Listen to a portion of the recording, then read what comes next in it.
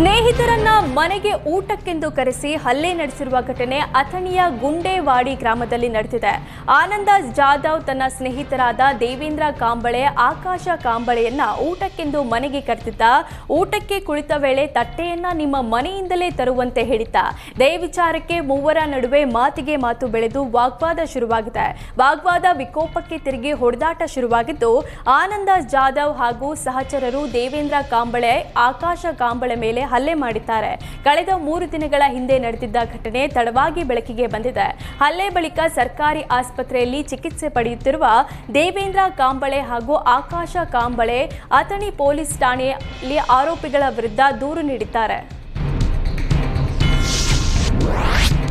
ಧಾರವಾಡದಲ್ಲಿ ವಿಶೇಷ ಹೋಮದ ಮೂಲಕ ಹೊಸ ವರ್ಷ ಯುಗಾದಿಯನ್ನ ಸ್ವಾಗತಿಸಿದ್ರು. ಸೂರ್ಯೋದಯದ ಸಮಯದಲ್ಲಿ ನೂರಾರು ಜನರು 108 ಅಗ್ನಿಹೋತ್ರ ಹೋಮ ಮಾಡಿದ್ರು. ಧಾರವಾಡದ ಕಲ್ಯಾಣ ನಗರದಲ್ಲಿ ಈ ಹೋಮ ನಡೆಯಿತು. ಕಲ್ಯಾಣ ನಗರ ಸಮುದಾಯ ಭವನದಲ್ಲಿ ಸಾಮೂಹಿಕ ಅಗ್ನಿಹೋತ್ರ ಹೋಮಕ್ಕೆ ಸಾಕ್ಷಿಯಾಯಿತು.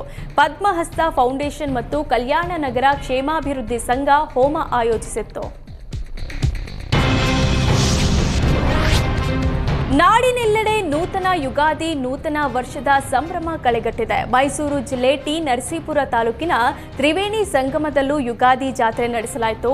ಯುಗಾದಿ ಜಾತ್ರೋತ್ಸವದ ನಿಮಿತ್ತ ಲಕ್ಷಾಂತರ ಜನ ಭಕ್ತರು ಸಂಗಮದಲ್ಲಿ ಯುಗಾದಿ ಪುಣ್ಯ ಸ್ನಾನ ಮಾಡಿದ್ರು. ಮೈಸೂರು, ಮಂಡ್ಯ, ಚಾಮರಾಜನಗರ ಭಾಗದಿಂದ ಆಗಮಿಸಿರುವ ಜನರು ಪುಣ್ಯ ಸ್ನಾನ ಮಾಡಿ ದೇವರಿಗೆ ವಿಶೇಷ ಪೂಜೆ ಸಲ್ಲಿಸಿದ್ರು. ಗಡಿನಾಡು ಚಾಮರಾಜನಗರದ ಮಹದೇಶ್ವರ ಬೆಟ್ಟದಲ್ಲಿ ಯುಗಾದಿ ಸಂಭ್ರಮ ಮನೆ ಮಾಡಿತು. ಮಹದೇಶ್ವರನ ಯುಗಾದಿ ರಥೋತ್ಸವ ಅದ್ದೂರಿಯಾಗಿ ನಡೆಯಿತು. ಮಾದಪ್ಪನ ರಥದೊಂದಿಗೆ ರುದ್ರಾಕ್ಷಿ ಮಂಟಪ, ಹುಲಿ ವಾಹನ, ಬಸವ ವಾಹನ ಸಾಗಿದ್ವು. ರಥೋತ್ಸವಕ್ಕೆ ಜಾನಪದ ಕಲಾ ತಂಡಗಳ ಮೆರುಗು ನೀಡಿದ್ವು. ರಥೋತ್ಸವದಲ್ಲಿ ಸಹಸ್ರಾರು ಭಕ್ತರು ಭಾಗಿಯಾಗಿದ್ರು. ರಥಕ್ಕೆ ಹೂವು, ಹಣ್ಣು, ದವಸ ಧಾನ್ಯ ಎಸೆದು ಭಕ್ತಿ ಸಮರ್ಪಣೆ ಮಾಡಿದ್ರು. ಉಘೆ ಹುಗೆ ಮಾದಪ್ಪ ಎಂಬ ಜಯಘೋಷ ಕೂಗಿ ಮಾದಪ್ಪನ ಭಕ್ತಿಗೆ ಪಾತ್ರರಾದರು.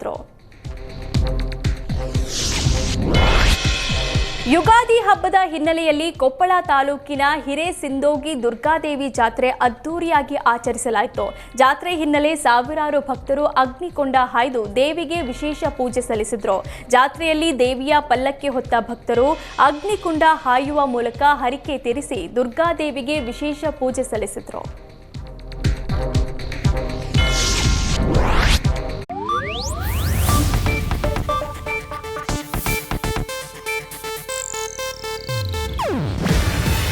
ಇದು ಏಷ್ಯಾನೆಟ್ ನ್ಯೂಸ್ ನೆಟ್ವರ್ಕ್ ಪ್ರಸ್ತುತಿ. ನೀವು ನೋಡ್ತಿದ್ದೀರಾ ಏಷ್ಯಾನೆಟ್ ಸುವರ್ಣ ನ್ಯೂಸ್.